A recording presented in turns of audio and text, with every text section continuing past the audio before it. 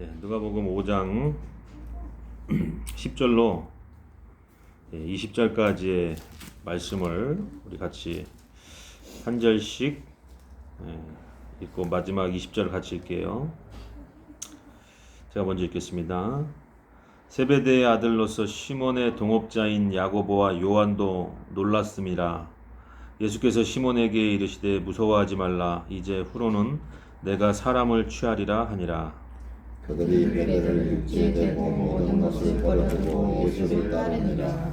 예수께서 한 동네에 계실 때에 온몸에 나병 들린 사람이 있어 예수를 보고 엎드려 구하여 이르되 주여 원하시면 나를 깨끗하게 하실 수 있나이다 하니 예수께서 손을 내밀어 그에게 대시며 이르시되 내가 원하노니 깨끗함을 받으라 하시는데 나병이 곧 떠나니라. 예수께서 그를 경고하시되 아무에게도 이르지 말고 가서 제사장에게 내 몸을 보이고 또 내가 깨끗하게 됨으로 인하여 모세가 명한 대로 예물을 드려 그들에게 입증하라 하셨더니 예수의 소문이 더욱 퍼지매 수많은 무리가 말씀을 듣고 자기 병도 고침을 받고자 하여 모여오되 예수는 물러가서 한적한 곳에서 기도하시니라. 하루 가르치실 때 갈릴리의 각 마을과 유대와 예루살렘에서 온 바리새인과 율법 교사들이 앉았는데 병을 고치는 주의 능력이 예수와 함께 하더라.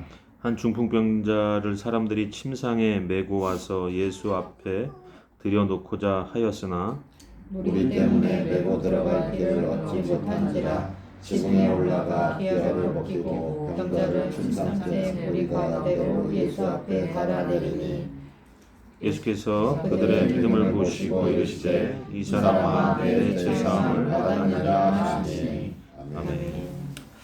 거룩하신 아버지 하나님 감사합니다. 오늘도 저희들 귀한 말씀 주시고 그 말씀 가운데 세우셨사오니 말씀이 우리를 인도하는 대로 하나님 그 마음 가운데로 우리가 바르게 자로나 우로나 치우치지 않고 나아갈 수 있도록 이 시간 인도하여 주시고 부족한 종의 입술을 붙잡아 주셔서 하나님 정말 하나님의 귀한 말씀을 잘 전달하는 귀한 도구로 사용하여 주시고 우리가 이 시간 통하여서 하나님 은혜 가운데 다 같이 복받고 은혜 받는 귀하고 복된 시간 될 수 있도록 축복하여 주시옵소서. 감사드리며 우리 주 예수 그리스도 이름으로 기도드리옵나이다. 아멘. 할렐루야. 네. 오늘 제목 무엇으로 사로잡을 것인가 라는 제목으로 말씀을 증거하도록 하겠습니다. 자, 오늘 보면은 좀 특이한 것이 원래 이게 말씀을 보면 우리가 단락단락 좀 나눠져 있어요. 5장 우리가 지난주에 같이 나눴던 5장 보시면은 5절부터 우리가 11절까지 5장 1절부터 11절까지 우리가 본문을 가지고 설교를 했고 원래 그러면 순서가 이제 12절부터 그죠? 16절까지 그다음에 17절부터 또 26절까지 이렇게 나눠져 있는데 제가 이제 어중간하게 중간에 걸쳐서 좀 이렇게 본문을 잡았다는 걸 볼 수가 있죠. 이미 지난주에 우리가 11절까지 설교를 했는데 지금 다시 10절 지금 예수님께서 두려워하지 말라. 이제 후로는 내가 사람을 취하리라 하시니 하고 지금 요 이제 우리가 잘 알고 있는 그 중풍병 환자를 친구들이 그 지붕을 뚫고 예수님 앞에 이렇게 내려놓는 그 부분까지 우리가 이제 살펴볼 텐데 제목이 뭐라고요? 네, 그런 제목이 그래서 제가 다시 한번 따라해 볼까요? 무엇으로 사로잡을 것인가? 무엇으로 사로잡을 것인가가 이제 제목인데 우리가 10절에 보면은 여러분들도 보시면 그 빨간 글씨로 되어 있죠. 빨간 글씨로 된 부분 한번 같이 읽어볼까요? 시작. 무서워하지 빨간 글씨가 안 됐어. 아 그래요? 무서워하지 말라. 네, 무서워하지 말라. 이제 네가 사람을 취하리라. 그 취하리라 앞에 숫자가 하나 보이죠? 네. 그 숫자가 2라고 되어 있는데 그 밑에 맨 페이지 밑에 보면 그 이라고 되어가지고 헬라어라고 되어 있고 헬라어 본문 원문에는 이러한 뜻도 있습니다라고 되어 있는 게 뭐라고 되어 있어요? 사로잡으리라. 사로잡으리라. 그래서 지금 취하리라라고 이렇게 성경이 번역되어 있지만 원어적인 헬라어로 이제 이 해석을 해보면은 이 뜻이 어떤 뜻이냐? 그러니까 취한다라는 게 내가 갖다, 그러니까 취하다, 그러니까 핸드폰을 취했다, 돈을 취했다, 뭐 이렇게 취했다라는 뜻보다는 사로잡으리라, 사로잡게 된다, 사로잡을 것이다. 라는 뜻이라는 것은 이제 이 성경에 제가 가진 성경뿐만이 아니고 여러분이 가지고 있는 성경에도 그렇게 이제 기록이 되어 있어요. 그렇기 때문에 이제 베드로에게 예수님께서 그렇게 물고기가 많이 잡히는 기적을 보여주시고 베드로가 이제 두렵고 무섭고 떨림으로 인해서 주여 나를 떠나소서 나는 죄인으로서이다 이렇게 말씀을 하셨는데 예수님께서 무서워하지 말라. 이제 후로는 이제 앞으로 내가 너를 사람을 사로잡는 일을 맡길 것이다. 그러니까 네가 사람을 사로잡게 될 것이다. 이렇게 얘기하고 있는 거예요. 그럼 우리가 어떻게 보면 사람을 사로잡아서 뭐 할 거냐는 거예요. 사람을 사로잡는다라는 그 의미가 뭐냐면 하나님께로 사로잡아 드리다라는 뜻을 어떻게 보면 내포하고 있는 거죠. 그러니까 내가 사로잡아 가지고 내 사람을 만드는 것이 아니라 근데 요새 보면은 교회에 많이들 그렇게 사역을 하는 것 같아요. 그러니까 큰 교회 목사님들, 뭐 작은 교회든 큰 교회든 사람을 사로잡아서 자기 사람을 만들어서 자기 뜻에 순종하게 하는 어떤 그런 잘못된 좀 그러한 일들이 좀 제가 볼 땐 그렇게 많이 있는 것 같더라고요. 근데 이제 중요한 것은 사람을 사로잡아서 하나님께 사로잡히게 하는 것, 그것을 우리가 감당해야 되는 사역이라는 거예요. 그래서 오늘 이 성경에는 예수님께서 베드로에게 네가 앞으로는 사람을 낚는, 사람을 사로잡는 일을 할 것이다 라고 하신 이 말씀이 오늘 우리에게도 동일하게 주어지는 말씀이라는 것을 우리가 믿어야 될 줄로 믿습니다. 다들 그렇게는 생각하시죠? 하나님이 지금도 예수님이 나에게 사람을 사로잡아야 된다. 사람을 하나님께로 사로잡아 가야 된다. 라고 우리에게 말씀하시는 그 음성을 우리가 들어야 될 줄로 믿습니다. 아멘. 그것이 아니고 지금 우리가 사람이 아니라 다른 것, 물질을 사로잡으려고 하고 다른 어떠한 세상에 이 땅에서 썩어질 것. 여러분 돈이 안 썩을까요? 다 썩는 거예요. 다이아몬드 안 썩잖아요. 이렇게 질문하시면은 모르겠어요. 그 썩는다라는 의미가 어찌 보면 다이아몬드는 안 썩을지 몰라도 우리가 안 썩을까요? 그러면 우리가 얼마 전에 장례식장을 다녀왔지만 정말 그 한 줌의 흙으로 돌아가 버릴 때 그 다이아몬드가 사람 내 자신이 이미 흙으로 돌아가는 순간에 그것이 어떻게 영원할 수 있겠냐라는 거죠. 그리고 뭐 다이아몬드도 어떻게 또 뭐 아무리 강하고 아름답고 하더라도 이 땅의 것은 다 시들어서 그 가치가 없어진다라고 성경은 얘기하고 있어요. 그렇기 때문에 우리는 영원한 가치를 붙잡아야 되는 거죠. 그래서 사람을 사로잡는다라는 것은 그 사람의 영혼을 구원하라는 뜻이에요. 그것이 최고의 가치고 우리가 이 땅에 살아가는 데 있어서 가장 목표를 설정해 둬야 될 가장 첫 번째 우리에게 주신 하나님의 귀한 사명이라는 것이죠. 그래서 우리가 이렇게 한번 생각해 봐야 될 게 뭐냐면 그러면 과연 우리가 그것을 어떻게 사로잡을 것인가. 사로잡으라고는 했는데 어떻게 사로잡을 것인가. 저는 그런 생각을 해요. 예수님을 믿는 사람이라면은 그 사람이 좀 이렇게 매혹적이어야 된다. 그런 생각을 하거든요. 그래서 저도 집사람의 매혹적인 사람이기 때문에 이제 결혼을 한 건데 사람마다 어떤 기준은 있겠죠. 세상적인 기준으로는 섹시하다, 뭐 돈이 많다, 그것이 그 사람의 매혹적인 부분으로 볼 수 있겠죠. 썩어질 것인데 불구하고. 근데 제가 집사람에게 매혹적으로 느꼈던 부분 중에 가장 큰 부분, 뭐 많지만 큰 부분 하나만 말씀을 드리면 일단 제가 목회를 해야 되고 사모의 역할을 감당할 자매를 만나야 되는데 제 마음에 가장 크게 들었던 게 뭐였냐면 나서지 않는다라는 거야. 왜 이게 제가 그 부분을 굉장히 점수를 많이 주느냐. 제가 이제 목사가 되고 전도사 때부터 또 그 이전부터 이렇게 보다 보면은 막 안타까울 정도로 사모님이 너무 나서는 그 부분들이 있더라고요. 그러니까 제가 이제 목사가 되고 나서도 이렇게 보면은 이렇게 목사님들 뭐 이렇게 사모님들하고 부부 동반으로나 아니면 어떤 노회에서 어떤 단체에서 이렇게 만나서 이렇게 교제하다 보면 목사님이 얘기를 막 하려고 하면 사모님이 그냥 툭툭 막아가지고 나서서 이렇게 얘기를 하는 거야. 근데 그게 너무 습관이 돼 있다 보니까 이 목사님도 그냥 주눅이 들어가지고 예. 그러다 어쩔 때는요 그 또 사모님이 막 소리를 빽 지르면서 막 뭐라고 해요. 또 막 그 자리에서 막 판을 다 엎어버려. 그런 것까지 제가 보면서 과연 목회가 될까? 성도들 앞에서 여지없이 그런 것들을 막 자신의 의견이나 이런 것들을 목사보다도 더 높은 위치에서 드러내려고 하는 그런 부부가 목사님 사모님 부부가 어떻게 목회를 할까? 얼마나 그게 어려울까? 이런 생각들을 참 해봐요. 근데 뭐 이건 뭐 제가 이제 집사람 자랑하는 뭐 그런 이야기는 아니고 그러한 부분에 있어서 제가 참 고맙고 감사한 부분들이 있어요. 물론 아내한테도 감사하지만 그런 아내를 만나게 하신 하나님께 일단 그것을 감사한 거죠. 그래서 우리는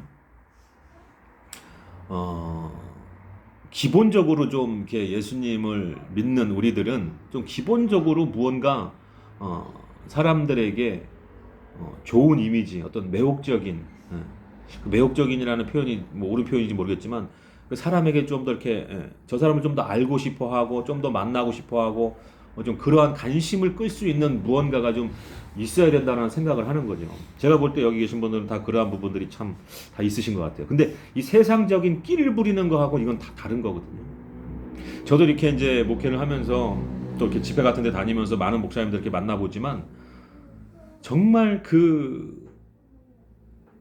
너무나 이렇게 느낌이 좋고 제가 이게 반할 법한 그런 목사님을 만났을 때 굉장히 마음이 좋아요. 근데 목사님이라고 해도 다 똑같지가 않더라는 거예요. 목사들끼리 있으니까 좀 편하게 서로 이렇게 긴장을 내려놔서 그런지 모르겠지만 어떤 목사님을 만나면 악취가 나고 굉장히 교만한 말일 수 있어서 굉장히 조심스러운 말이지만 이건 물론 저에게도 포함되는 얘기이기 때문에 어떤 목사님을 만나면 굉장히 그 예수 그리스도의 향기가 나요. 근데 그 이유가 뭐냐면 어떤 목사님들은 물론 제가 다 같이 그거를 뭐 판단하고 분별할 수 있는 건 아니지만 어떤 목사님을 만나면 그 목사님에게는 계속해서 그 말이나 언행이나 행동이나 이런 제스처에서 세상적인 냄새가 계속 나는 거예요. 뭐 담배 핀다고 지옥 가는 건 아니지만 어떤 목사님은 제가 이제 추워가지고 벗어줘서 입었는데 그거 성도 거라고 핑계 댈 수가 없어. 주머니에 손 넣는데 담배가 있어. 네, 나이트하고. 근데 이분이 자꾸 같이 숙소를 쓰는데 어떤 기도원에서 근데 자꾸 밤에 나가는 거예요. 기도한다고. 저는 진짜 기도하러 나가는 줄 알았는데 되게 빨리 들어와. 근데 이제 우연히 알게 된 거죠. 근데 물어보지도 않았어요. 제가 물론 끝까지 오해하는 걸 수도 있어요. 근데 저는 이제 그게 꼭 핀다 안 핀다가 중요하다고 생각하지 않기 때문에 그래요. 그걸 감추고 피는 사람 입장에서 얼마나 힘들겠습니까? 응? 근데 그 주머니에 넣었다 저도 깜짝 놀란 거지. 이분이 그걸 모르고 이제 저한테 벗어준 것 같긴 해. 옷을 벗어준 건 얼마나 고마워요. 응? 근데 이제 그 안에 담배가 있었다라는 게 저도 좀 약간 충격적이었지만 또 그러면 또 어떠할 소냐. 하나님을 섬기는 데 있어서 어떤 그것들이 작은 어떤 흠이 될 수도 있을지 모르겠지만 하나님의 어떤 그런 기준이 그런 나약한 곳에 있지 않다고 생각하기 때문에 하여튼 그렇다라는 거예요. 근데 이제 뭐 그분이 그렇다고 해서 담배가 있었지만 그렇다고 해서 그것 때문에 악취가 나고 이런 건 아니에요. 진짜 악취는 뭐냐면 돈을 밝히고 어떤 그 영혼의 어떤 그 무게를 감당할 때 있어서 헌금과 연관지어서 생각하고 말하고 또 목회의 어떤 성공 여부를 갖다가 성도를 막 불리고 헌금이 많이 나와서 이런 뭐 교회가 뭐 점점 커지고 그러면서 교만해지고 어깨가 막 이렇게 펴지고 이러한 모습들이 여지없이 드러나는 경우들이 있어요. 그러다 보면은 말씀을 아무리 잘해도 정말 강대상에 올라가서 말씀은 기가 막혀요. 왜냐하면 성도들이 막 막 은혜를 받는 모습이 저도 보이거든요. 근데 실질적으로 그게 쓰임받고 버림받을 수 있는 굉장히 무서운 거라는 거죠.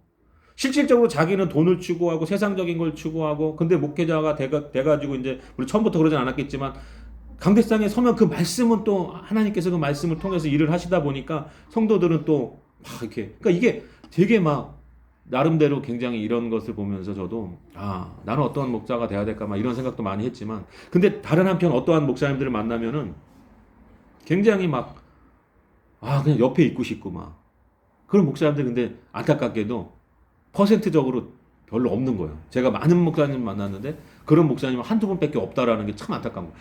다 그렇게 느꼈으면 좋겠는데, 다 그렇게 느끼고 싶은데 몇 분 없더라는 거예요. 근데 그런 목사님들 만나면 계속해서 그 이야기 듣고 싶고, 저보다 연세가 많다고 해서 절대로 어떤 자기가 더 높다라는 어떤 그 나이 어떤 그런 보수적으로 막 이렇게 하시지 않아요. 근데도 그 말씀에 참 빠져들게 되고, 그 말씀이 뭐 성경적인 지식적인 이야기가 아니고 어떤 가식적인 이야기가 아니고 정말로 하나님과 동행하는 그 삶 가운데서 나타나는 그런 이야기들을 전해 들을 때 막 그 향기가 막 너무 좋은 향기가 나는 거예요.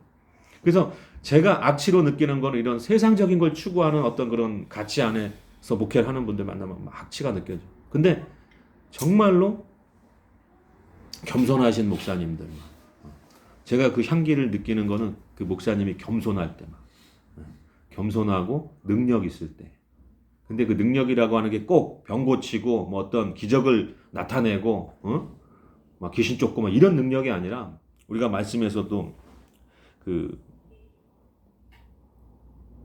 우리가 보면은 그 뭐라고 그러죠? 그 고린도 후서 2장 14절 15절에도 보면은, 15절에 보면 하나님 앞에서 그리스도의 향기니, 우리를 향해서 하나님 앞에서 그리스도의 향기라고 얘기하거든요.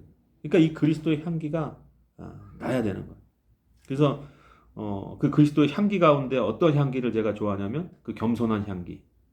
예수님이 제자들의 발을 닦이고 그 말 구유에서 태어나신 그 나귀를 타고 그 예루살렘 입성하신 그런 어떤 겸손함, 그런 것들을 통해서 예수님의 향기가 나는 거죠. 겸손한 모습을 통해서. 그리고 능력이라고 하는 것은 제가 방금도 말씀드린 것처럼 뭐 기적 행하고 막 능력이 막 행하고 나서 막 교만해지고 이런 것이 아니라, 말씀에도 하나님의 나라는 말에 있지 아니하고 능력에 있다고 말씀하고 있잖아요. 저는 그런 능력을 얘기하는 거예요. 그러니까 하나님의 나라 가치에 젖어 살고 하나님의 나라 가치 가운데 무장되어 있다 보니까 나타나는 그 능력. 그럼에도 불구하고 그 능력으로 인해서 조금도 하나님의 능력으로만 영광을 돌리지 자신의 것으로 여기지 않는 어떤 그런 목사님들을 볼 때 굉장히 막 향기가 나는 거예요. 그래서 오늘 우리가 한번 생각해 봐야 될 것은, 저도 이 설교를 준비하면서 생각을 많이 했어요. 나에게 어떤 향기가 나고 있는가? 아니면 세상적인 악취가 나서 성도들이 가까이 오고 싶지 않을 정도로, 아니면 다른 목사님들을 만났을 때 그 목사님들한테 내가 보여줬을 때 거짓되고 위선된 악취가 나는 사람은 아닌가.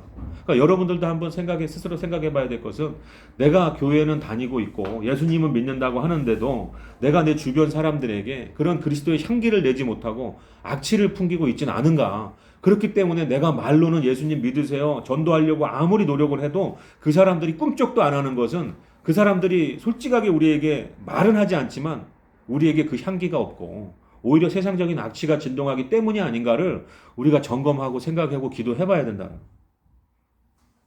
그러니까 말은 예수 믿으세요 막 자기는 기쁜 것처럼, 예수 믿어서 복 받은 것처럼, 근데 실질적으로 그 사람들 눈에 우리의 모습이 행복해 보이지 않고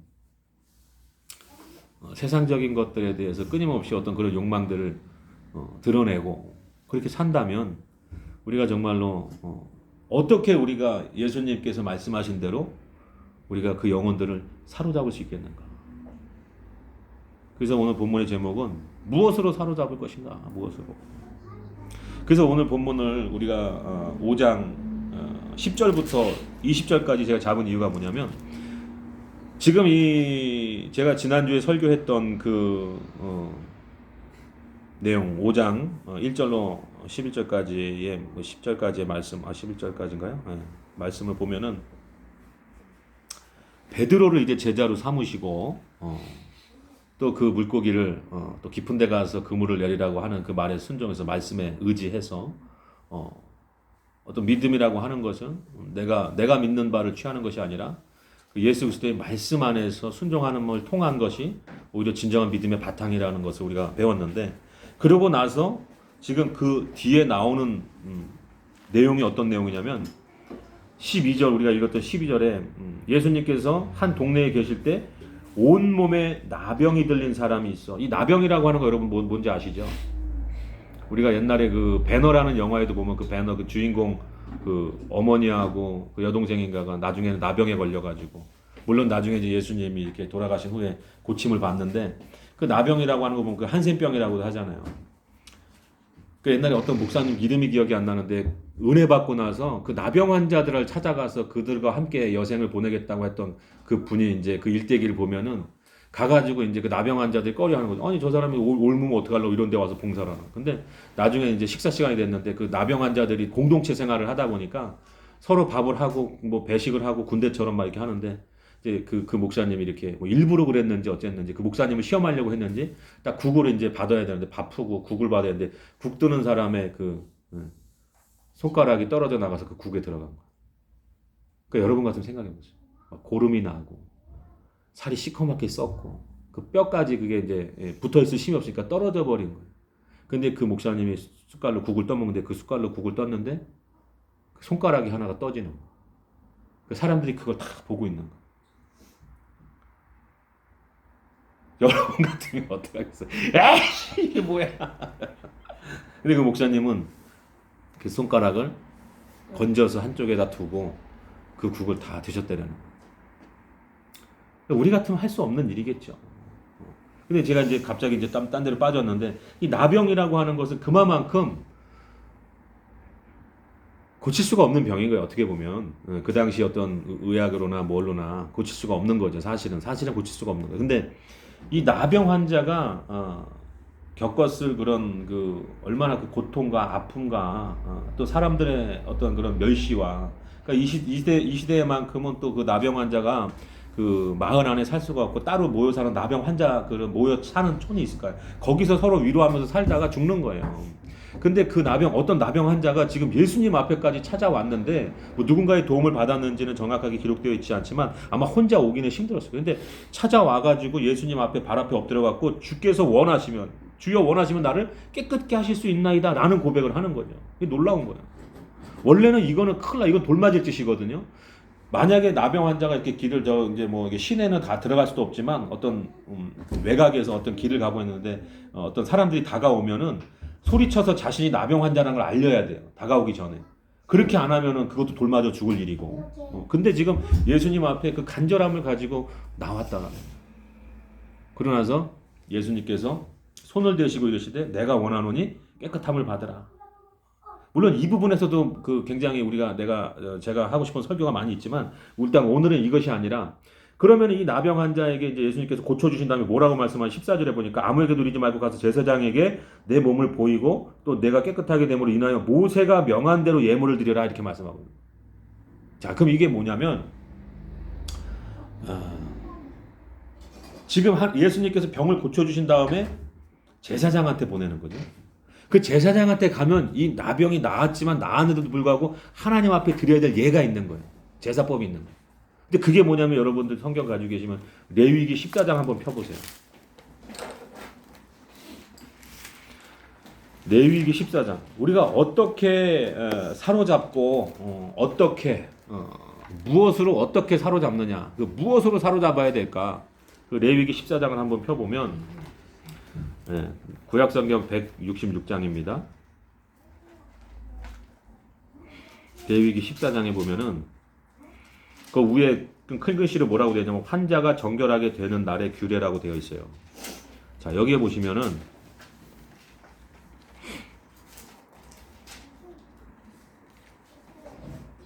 14장 1절부터 번갈아 가면서 읽어볼게요. 여호와께서 모세에게 말씀하여 이르시되 나병 환자가 정결하게 되는 날의 규례는 이러하니 곧 사람을 제사장에게로 데려갈 것이요 제사장은 진영에서 나가 진찰할지니 그 환자에게 있던 나병 환부가 나았으면 제사장은 그 정결함을 받을 자를 위하여 명령하여 살아있는 정결한 새 두 마리와 백합목과 홍색 실과 우슬초를 가져오게 하고 제사장은 또 명령하여 그 새 하나는 흐르는 물 위에 질그릇 안에서 잡게 하고 다른 새 샷을 가져다가 백합목과 홍색 실과 우슬초와 함께 가져다가 흐르는 물 위에서 잡은 새 피를 찍어 나병에서 정결함을 받은 자에게 7번 뿌려 정하다 하고 그 살아있는 새들은 들에 놓을지며. 정결함을 받은 자는 그의 옷을 빨고 모든 털을 내리고 물로 몸을 씻을 것이다. 그리하면 정하리니 그 후에 진영에 들어올 것이나 자기 장막 밖에 내놓을 것이요. 거기까지. 자, 오늘 보니까는 지금 이제 이 나병이 깨끗함을 입고 예수님께서 고쳐주신 다음에 제사장한테 보내면 이 제사장한테 이 보냄받은 그 깨끗함을 받은 나병 환자는 지금 제사장 앞에서 이러한 제를 드려야 되는 거예요.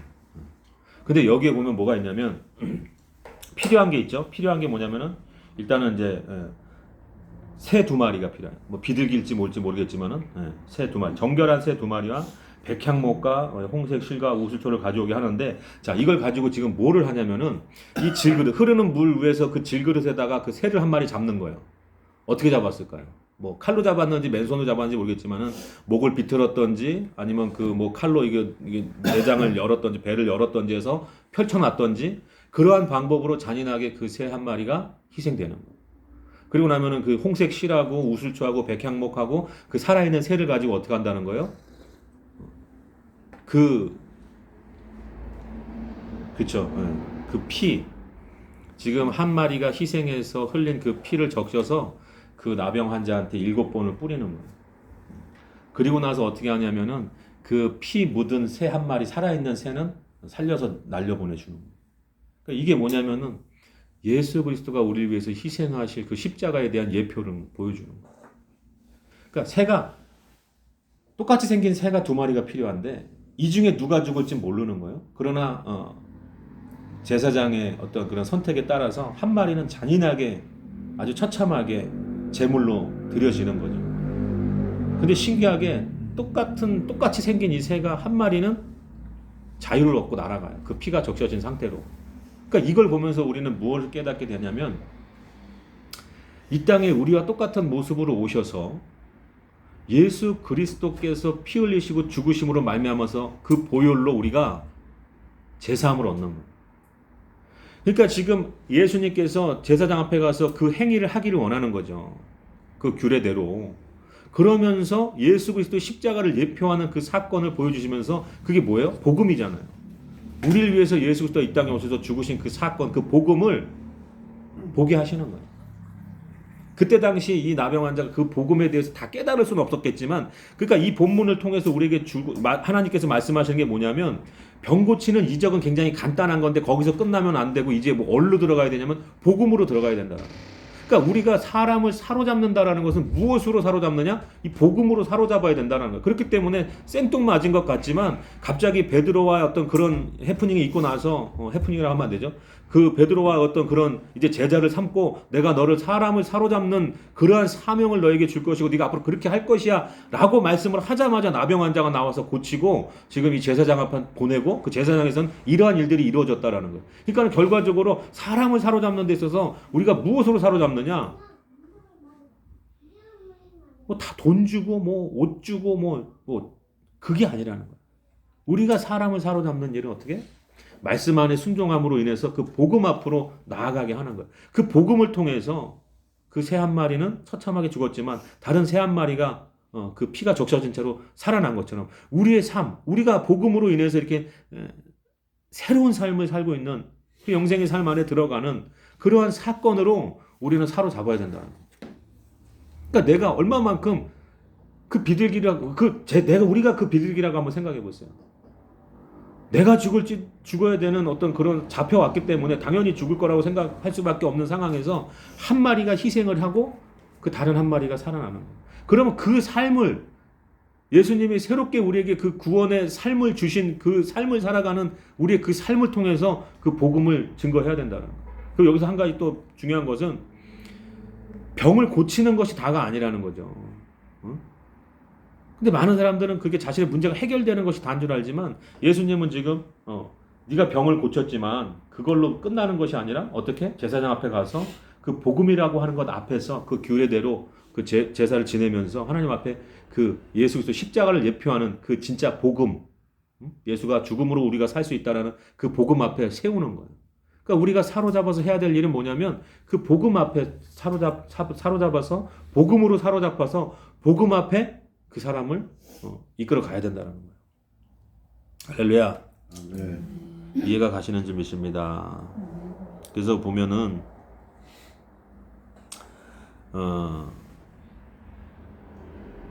우리가 삶에서 우리가 선한 양심을 가지고 또 선행을 하고 어려운 사람들을 많이 도와주잖아요. 근데 중요한 것은 그냥 도와주는 걸로 끝나면 안 돼요, 사실은. 근데 어떤 사람들은 그게 젠틀한 거라고 생각하죠. 그냥 도와주면 됐지, 뭐 굳이 예수 믿어라, 뭐 이게 뭐 필요해. 근데 오늘 이 성경의 본문을 우리가 유심히 볼 때도 예수님께서 고쳐주셨는데 그 복음 앞에 그 사람이 갈 수 있게끔 그 길을 열어주시는 건 뭐냐면, 우리가 때로는 사람들에게 그냥 말없이 물론 이렇게 도움을 줘야 될 때도 있겠지만은 그러나 우리가 반드시 해야 될 것은 우리가 복음 안에서 그것을 해야 된다는 선행을 하고도, 예를 들면 그런 거 있잖아요. 만약에 지나가다가 거리에서 이렇게 뭐 앉아가지고 이렇게 구걸하는 사람을 봤을 때도 우리가 그냥 이렇게 줄 수 있어요. 그러나 내가 그 사람이 그러면 내가 준다고 생각하잖아요. 어떤 착한 사람이 준다고. 근데 그때 한마디라도 우리가 할 수 있어야 되는 거예요. 예수님은 당신을 사랑하십니다. 라든지. 근데 그 말 한다고 해서 또 아이 안 받아 이러겠습니까? 그러면서라도 그 사람에게 복음으로 우리가 한마디라도 전할 수가 있어야 되는 거죠. 그리고 어떤 분 보니까는 그런 노숙자 사역을 하는 어떤 청년이 있는데, 그 청년은 그냥 노숙자가 그냥 이렇게 해서 힘들게 있으면 가서 벗이 대주는 거예요. 말을 하고, 그 다음에 언제 계속 여기 계시냐고, 나중에 또 오겠다고 하고, 또 가서 또 밥도 사주고, 그러면서 언제든지 배고프면 나에게 연락을 하라고 하면서 명함을 주는데, 그거는 이제 새로 그 사람이 만든 명함인 거예요. 거기에 보면 자기의 전화번호하고 이름하고 그리고 큰 글씨로 뭐라고 써있냐면은 저는 예수 믿는 청년입니다. 그걸 전하는 거예요. 그러니까 자기가 선해서 자기가 도덕적으로 어떤 것을 하는 것이 아니라, 그것도 중요한 거겠지만은 그마저도 안 하는 사람들이 많지만은 결과적으로 이 일을 하는 데 있어서의 그 이유는 예수 그리스도라는 거예요. 그러니까 우리가 그것까지 전하는 것까지 하는 것이, 우리가 어찌 보면 예수님께서 베드로에게 명하신 대로 네가 사람을 사로잡을 것이다. 그러니까 무엇으로라는 거예요. 지금 오늘 이 나병 환자를 통해서 우리가 알 수 있는 것은 복음으로 사로잡아야 된다는 거예요.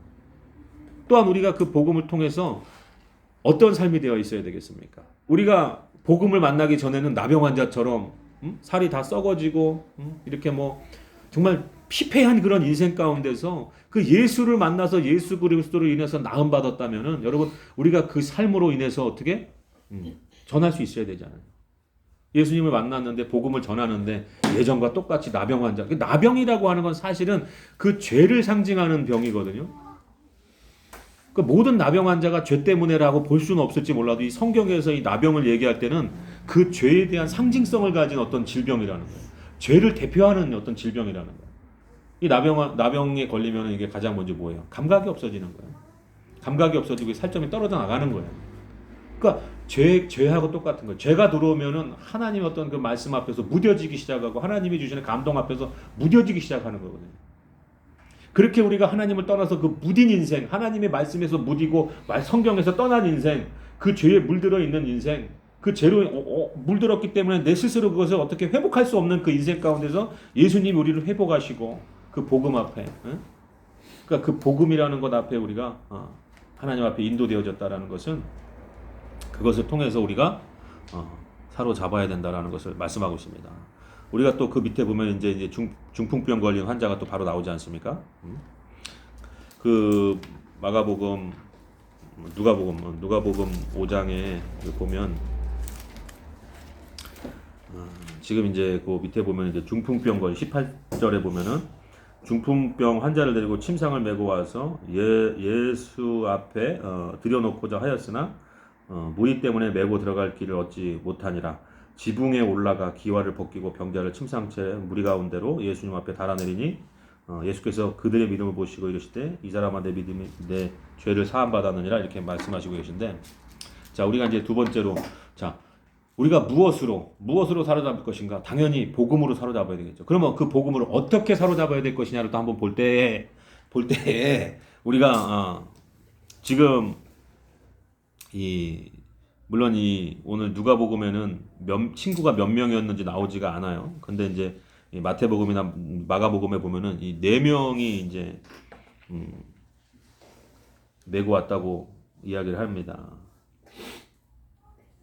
그래서 4명의 친구가 지금 이 중풍병에 걸린 사람, 이 중풍병이라고 되어 있지만 번역은 중풍병이라고 되어 있지만은 이 사람의 진짜 병은 마비예요, 마비. 그 뭐 비슷하겠죠, 비슷한 거지만 원어적으로 해석하면 마비가 된 사람. 그러니까 다리도 어찌 보면 입술까지도 혀까지도 마비가 된 상태라면 말도 못할 수도 있겠죠. 그러니까 몸이 뻣뻣하게 굳어 있는 사람을 4명이서 지금 예수님 앞에 지고 오는 거예요. 근데 이게 상징적인 또 의미가 있어요. 제가 저번에도 말씀드렸지만 이 4라고 하는 숫자는 세상을 가리키는 거죠. 그러니까 이 세상을 가리킨다라는 건 뭐예요? 이 세상, 그러니까 죄로 인해서 지금 예수님께서 뭐라고 그래요? 중풍병자 고칠 때 네가 죄로부터 사함 받았느니라고 말씀하시고 그 다음에 네 자리를 가지고 일어서서 가라 그러잖아요. 그러니까 죄사함을 받고 고침을 받고 회복을 받는 거예요. 그러니까 이게 내포하고 있는 의미는 뭐냐면은 그 4명이라고 하는 숫자가 이 세상을 상징한다면 이 세상이 죄로 인해서 마비된 이미 세상이라는 거예요. 그 세상에 예수가 오셨고 그 예수가 그 마비된 원인이 뭐냐? 그 죄라는 거예요. 이 세상이 이렇게 죄로 마비되었기 때문에 그 죄의 문제를 가장 먼저 해결하시기 위해서 예수 그리스도께서 오셨다라는 것을 전체적으로 보여주고 있는 거예요. 네가 제사함을 받았느니라. 일어나 가라. 그러니까 예수로부터 제사함을 받아야만 우리는 회복될 수 있는 존재라는 거예요.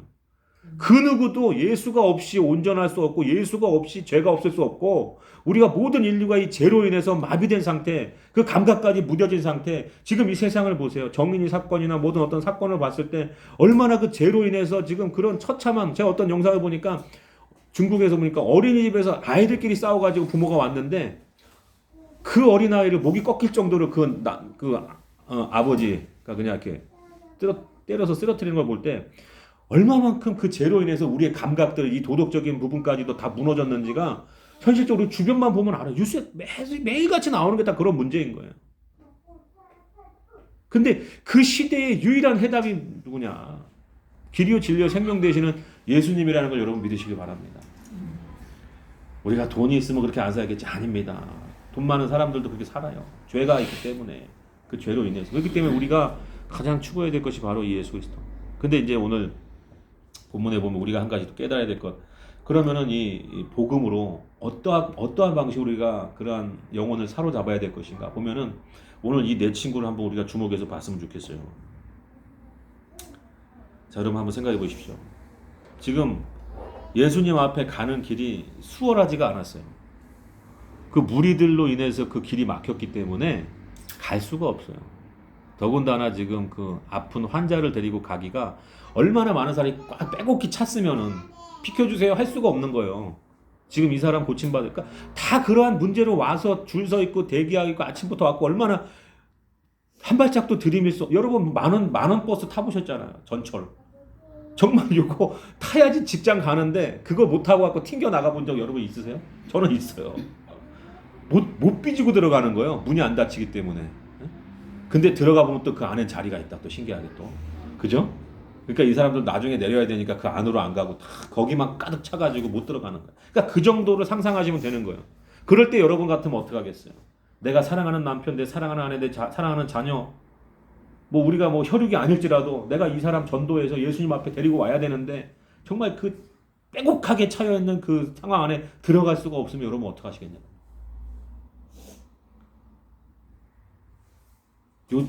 제가 질문하는 건 그거예요. 여러분들 그 지붕을 뚫을 수 있겠냐? 그 친구를 위해서. 우리가 성경을 그냥 계속해서 이게 많이 자주 듣고 읽던 성경이기 때문에 그냥 익숙하다 보니까 믿음 좋네, 지붕을 뚫었네. 근데 여러분 우리가 생각해보자는 거예요. 나 같으면 그렇게 할 수 있냐라는 거예요. 나 같으면. 내가 전도하고자 마음 먹고 있는 그 사람을 위해 가지고 그 지붕을 뚫었다라는 건 뭐예요? 그것을 메고선 계단까지 그 협소한 계단에 그 4명이서 메고서 올라가가지고 그 기와장을 뜯어내고 그 안에 또 어떤 그 사람들이 사는 그 지방의 어떤 집 줍는 풍속이 보면은 그 나무 같은 합판이 또 그 안에 있었을 거고, 그 다음에 어떤 그 말린 나뭇잎 같은 뭐 집으로 된 거, 이런 습기를 방지하기 위해서 그런 것도 틈틈이 있었을 텐데, 기왓장 걷어낸 것뿐만 아니라, 기왓장 그러다 보면 오래된 기왓장 걷어내다 보면 깨질 수도 있는 것이고, 막 먼지 펄펄 뒤집어 쓰는 것뿐만이 아니라, 여러분 생각해 보세요. 그 무리 안에서 예의 없는 행동일 수도 있고, 또 그 집주인이 누군지 모르지만 분명히 이 일을 한 다음에는 그 집주인한테 대가에 대한 그 손해배상을 청구할 거 아니냐는 거예요. 그러면 내가 일으킨 손해에 대해서 내가 그 대가를 지불을 해야 될 거 아니냐는 거예요. 그 친구를 예수님 앞에 갖다 놓기 위해서 내가 하는 행동에 대해서 내가 책임을 져야 된다는 거예요.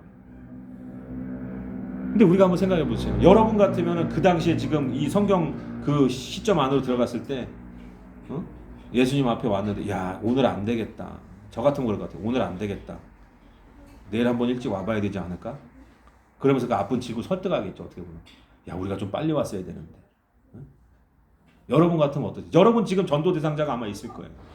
그 전도 대상자에게 예수님 앞에 그 전도 대상자를 이렇게 소개시키고 예수님 앞에 데려다 놓기까지 여러분들이 어떤 노력을 하고 있느냐를 우리가 한번 살펴보자는 거예요. 다음에 오자. 아, 너 오늘 일 있구나. 다음에 오자. 아, 오늘은 내가 바빠서, 내가 가족들하고 와야 돼. 차에 자리가 없어서. 아, 오늘은 안 되겠는데. 그러니까 우리의 모습을 보면 그렇다는 거예요. 근데 참 사람이 그래요. 순종하고자 하는 마음이 있고요. 하나님 앞에 뜻이 완고하면은요, 어떻게든지 길이 열리게 돼 있어요. 지금도 많은 목사님들 저한테 이제 기도 부탁하는 목사님들 보면은, 개척하려면 돈이 있어야 되는데 이게 돈이 없어서 얼마가 필요해갖고 지금 이제 예수님 앞에 기도한다라는 거죠.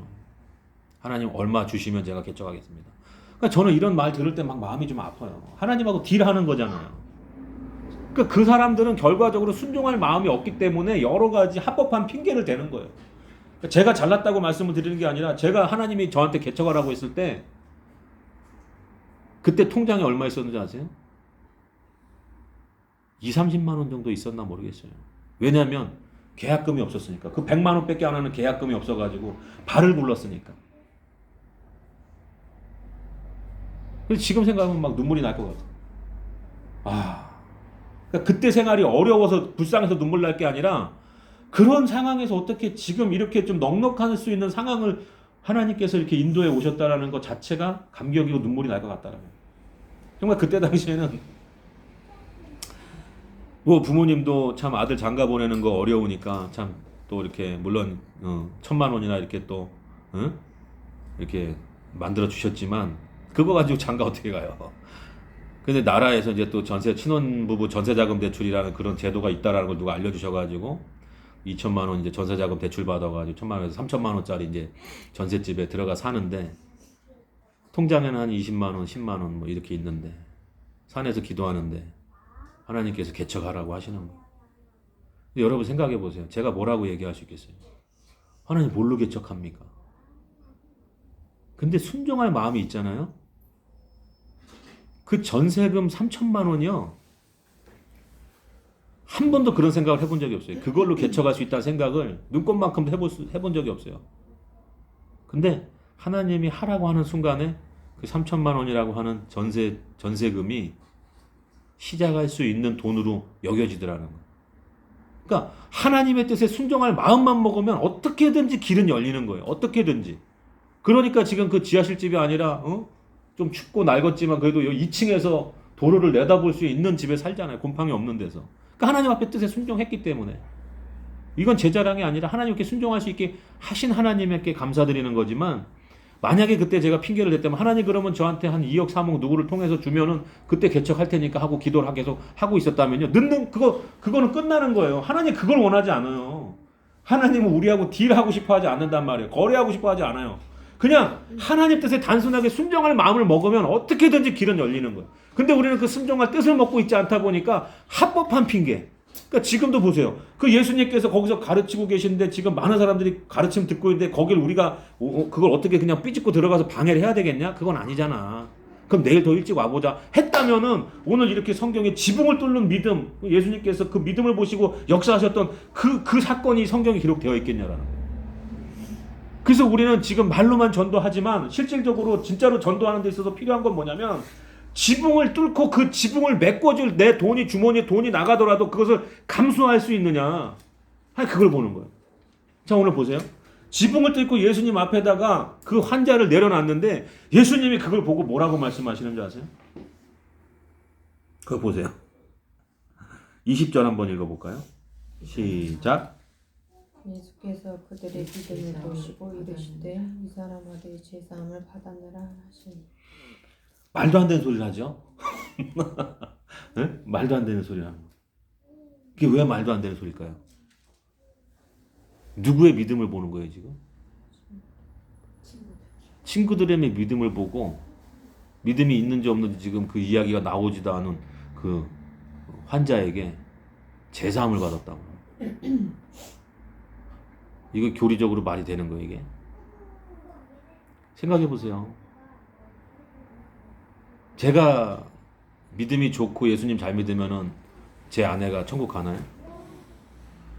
내가 믿음이 좋고 목사니까 제 자식들이 천국 가나요? 못 가죠. 생각할 필요도 없죠. 제 자식이 하나님을 만나고 예수님을 만나고 인격적으로 만나고 그 예수 그리스도를 사랑하고 주로 섬기고 예수 그리스도 안에서 그 보혈로 말미암아서 새 생명 얻고 정말 거듭나고 그래야 가는 길이에요 천국은. 근데 지금 예수님께서 뭐라고 말씀하시냐면은 그 4명의 친구들을 보고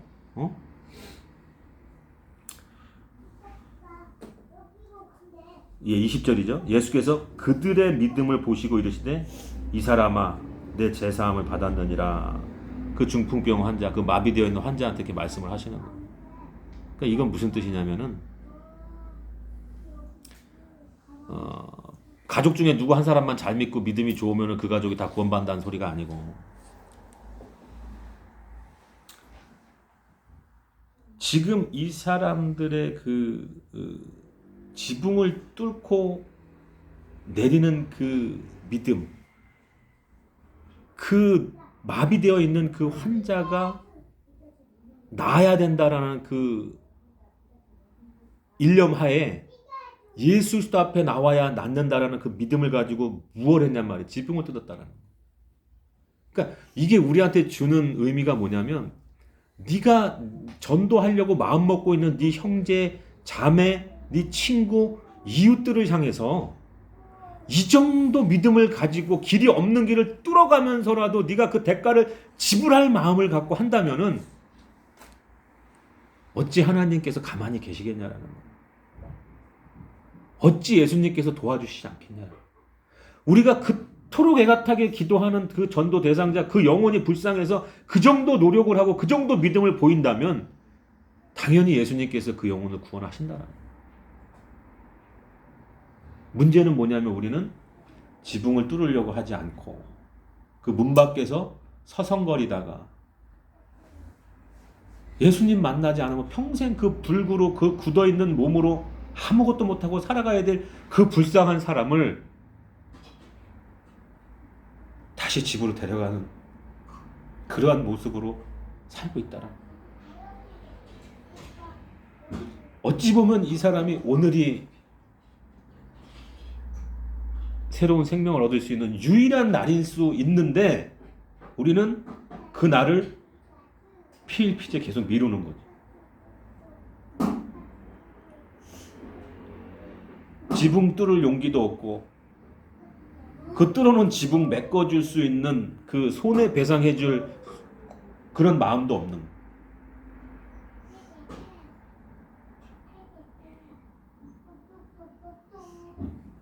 그래서 우리는 오늘 생각해 봐야 될 것이 내 안에 정말로 예수님이 기쁘게 보실 만한 그 믿음, 그 믿음이라고 하는 어떤 믿음이었어요. 그 친구를 위해 희생하는 믿음.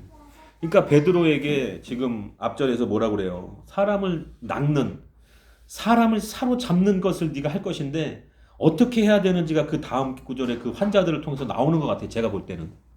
생뚱맞게. 왜냐하면 그 앞절에도 그 베드로가 그 물고기 잡는 사건 앞에도 온갖 병자들을 고치시고 하면서 많이 몰려왔고 또 많이 고치셨고 그 시몬의 어머니도 그 거기도 보니까 뭐 열병을 고치고 뭐 막 이렇게 고쳤는데 이 사건 이후에 또 이 환자들이 막 밀려오는 것은 그냥 아무렇게나 배열되어져 있는 이 성경의 구조가 아니라 베드로에게 말씀하신 그 사람을 사로잡아야 되는데 어떻게 사로잡고 있어요? 첫 번째는 뭐예요?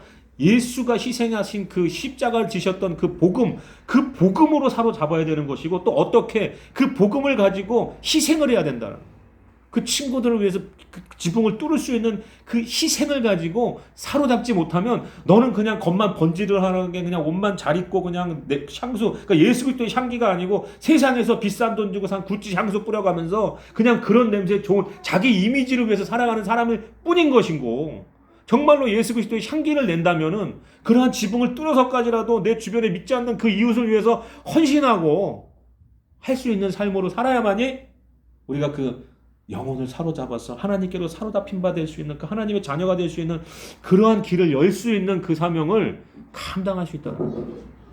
그냥 나도 베드로처럼 사람을 사로잡는 그런 업으로 하나님 부르셨지가 아니라 어떻게 사로잡는지, 정말로 이 복음으로 인해서 정말로 그 지붕을 뚫는 그 열정, 그 자신의 희생을 통해서 우리가 사로잡아야 될 줄 믿습니다. 무엇으로 사로잡을 것인가? 여러분, 오늘 이 설교를 통해서 내가 앞으로 말로만이 아니라 이러한 희생과 이런 헌신과 이런 복음 앞에서의 나의 완벽한 그 깨어짐과 그러한 어떤 예수 그리스도의 향기를 통해서 사로잡아야 되겠구나. 뭐 돈 많은 사람 그럴 수 있죠. 야, 요번 주에 나오면 5만 원 줄게. 물론 5만 원 때문에 왔다가 예수님 만나는 경험도 할 수 있어요. 제가 그거 부인하지 않아요. 근데 예수님이 원하는 방법은 뭐냐라는. 그 돈도 어떻게 보면 여러분 생각해 보세요. 그냥 제가 이렇게 얘기했다고 해서 그냥 아무렇게나 치부해버리지 마시고, 그 사람 전 재산이 5만 원이면 어떡할 거예요? 전 재산 주고 친구를 데리고 오는 거예요. 돈으로 하면 안 되지가 아니라 어떤 사람에게 5만 원이냐가 더 중요한 거잖아요. 가부의 도랩돈이 귀했던 것처럼. 그럼 우리 그 5만 원이라도 희생할 수 있는, 그 사람에게 5만 원이라도 줄 수 있는, 헌신할 수 있는 그 복음 앞에서 그 복음을 사서 내가 장사할 수 있는 그 좋은 진주를 사서 파는 그 장사꾼처럼 이 복음을 위해서 내가 그렇게 할 수 있느냐. 그래서 여러분, 우리가 오늘 어찌 보면 하나님 앞에서, 예수님 앞에 우리가 나아가는 그 길목에서 어떻게 해서든지 순종하려는 마음을 갖는 자에게는 길이 열릴 줄 믿습니다. 아멘. 길이 열리는 거예요. 그래서 우리가 어디에 집중하느냐가 중요한 거예요. 10명의 정탐꾼을 보세요, 여러분. 그 중에 그 세상적인 것들 다 같이 똑같이 12명의 정탐꾼이 그 갈렙과 그 여호수아와 그 나머지 10명의 정탐꾼이 보고 왔는데, 다른 걸 전하죠. 서로 다른 거. 여호수아와 갈렙은 친히 하나님께서 우리에게 주셨다, 우리의 밥이다 그러는데, 또 10명은 우리는 그들의 메뚜기다 이렇게 얘기를 해버려요. 그러니까 내가 어느 편에 속할 것인가, 여러분, 우리가 생각을 해야 되는 거야. 그러니까 세상적인 가치로 세상적인 눈으로 바라볼 것인가, 아니면 하나님을 내가 먼저 바라보고 그 믿음 안에서의 그 하나님이 주시는 비전과 가치로 내가 이것을 취할 것인가를 우리가 바라봐야 되는 거예요. 그럼 이게 굉장히 중요한 거예요. 그리고 여러분, 그 다윗도 마찬가지죠. 사무엘상 그 17장 그 45절부터 47절에 보니까 제가 한번 읽어드리면, 다윗이 블레셋 사람에게 이르되 너는 칼과 창과 단창으로 내게 나오거니와 나는 만군의 여호와의 이름으로 내가 모욕하는 이스라엘 군대의 하나님의 이름으로 내게 나아가노라. 오늘 여호와께서 너를 내 손에 넘기시리니 내가 너를 쳐서 내 목을 베어 블레셋 군대의 시체를 오늘 공중의 새와 땅의 짐승들에게 주어 온 땅으로 이스라엘 하나님이 계신 줄을 알게 하겠고, 또 여호와의 구원하심이 칼과 창에 있지 아니함을 무리에게 알게 하리라. 전쟁은 여호와께 속한 것인즉 그가 너희를 우리 손에 넘기시리라. 여러분 보세요. 지금 이 블레셋과의 전쟁에서 이 지금 이스라엘 모든 군사들은 지금 이 사울왕마저도 뭘 보고 있는 거예요? 이 블레셋 안에서 골리앗을 보는 거예요. 어마어마한 장수, 한 3m에 가까운 그 골리앗, 그 골리앗 앞에서 어떻게 하나님을 잃어버리는 거예요. 우리가 때론 세상 가운데 그렇게 살지 않나, 우리가 한번 생각해 봐야 돼요. 저 세상의 장벽 앞에 우리가 하나님을 잃고 있지 않는가. 하나님이 살아계신데 그러니까 지금 눈높이가 다른 거예요. 그 조그만 소년 다윗은 골리앗을 본 게 아니라 그 블레셋 가운데 골리앗을 본 게 아니라 그 블레셋 그 위에 골리앗 위에 하나님을 바라봤다라는 거예요. 그럴 때 하나님은 그 여린 소년 다윗을 통해서도 역사하시는 거예요. 여러분 우리가 그러한 마음으로 살아가야 될 줄 믿습니다. 아브라함도 마찬가지예요. 아브라함 창세기 13장에 보면은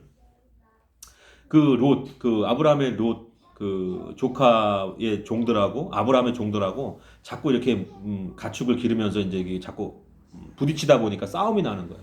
그러니까 아브라함이 뭐라고 그러죠? 굉장히 멋있는 말 하죠. 전 이 대목이 너무 좋아요. 그러니까 네가 자하면 내가 우하겠고 먼저 선택권을 주는 거예요. 그러니까 복이라고 하는 건 뭐냐면요, 여러분 하나님과 함께하는 것이 복이지 좋은 땅을 먼저 섭렵해가지고 글로 가는 것, 내가 세상적으로 복이라고 생각하는 것을 내가 먼저 취하는 것이 복이 아닌 거예요. 예수님 믿는 사람은 그렇게 살아야 돼요.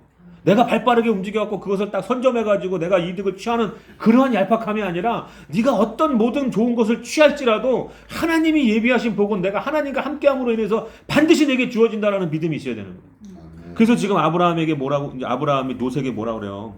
응?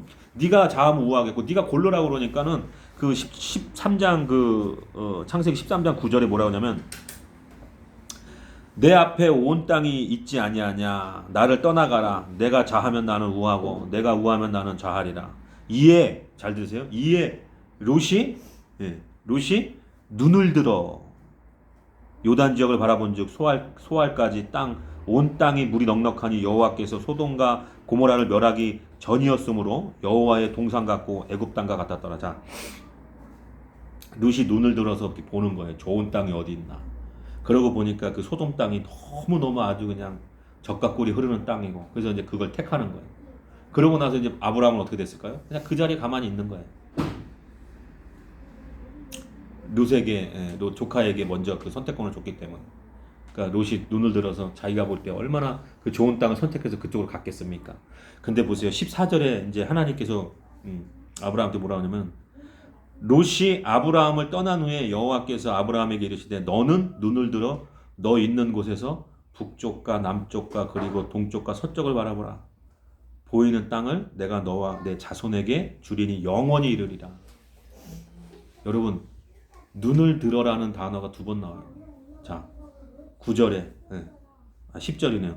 이에 롯이 눈을 들어 자기가 눈을 들어서 보는 거예요. 어디가 좋은가. 그리고 나서 하나님을 믿고 있던 아브라함에게 하나님이 나타나셔서 뭐라고 그러죠? 너는 눈을 들어. 그러니까 누가 눈을 들게 하느냐가 이만큼 중요한 거예요.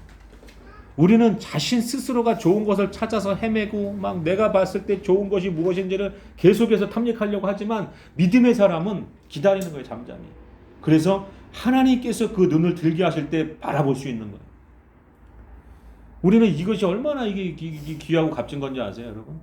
세상 사람들이 야 저거 주식해야 되고 이거에서 이렇게 해서 보험 들어갔고 이렇게 해서 이익 봐야 되고 여러분 그런 거 안 해도요. 하나님이 들게 하실 때가 있어요. 그 눈을. 네가 동이고 서고 남이고 북이고 다 바라봐라. 내가 그 바라보는 모든 것을 주시겠다고 하나님이 약속할 때 그것을 얻게 되는 줄 믿습니다. 오늘 이 본문에서도 주께서 원하시면 내가 깨끗함을 받을 수 있나이다 하는 고백처럼 우리가 아무리 내가 잘나서 내가 똑똑하고 내 스펙을 가지고 내가 아무리 눈을 들어서 내가 좋은 것을 취하려고 해봐야 그 땅은 저주받은 땅이 될 수밖에 없는 거예요. 세상일 수밖에 없는 거예요. 그러나 가만히만 있어도 하나님이 와서 그 눈을 들게 하실 때 너는 이제 눈을 들어서 바라봐라. 그때가 되면은요 하나님께서 이루게 하시는 거예요. 그래서 우리는 오늘도 생각해 봐야 될 것은 지금 내가 바라보고 있는 것이 내가 내 눈을 들어서 바라보고 있는 것이냐, 아니면 내가 원하지도 않는 것이었지만 하나님께서 내 눈을 높이 들어서 바라보게 하시는 것, 내가 그것을 향해서 나아가고 있는 것이냐를 온전히 점검하고 깨달아 알고 오늘 본문의 말씀처럼 사람을 어떻게 사로잡을 것인가, 나의 헌신이 없이 나의 말빨로 나의 현란한 입술로가 아니라 나의 희생과 헌신과 그 대가지불을 통해서 사람을 사로잡아서 하나님께 그 영광을 올려드릴 수 있는 저와 여러분이 되시기를 주의 이름으로 축원합니다. 아멘.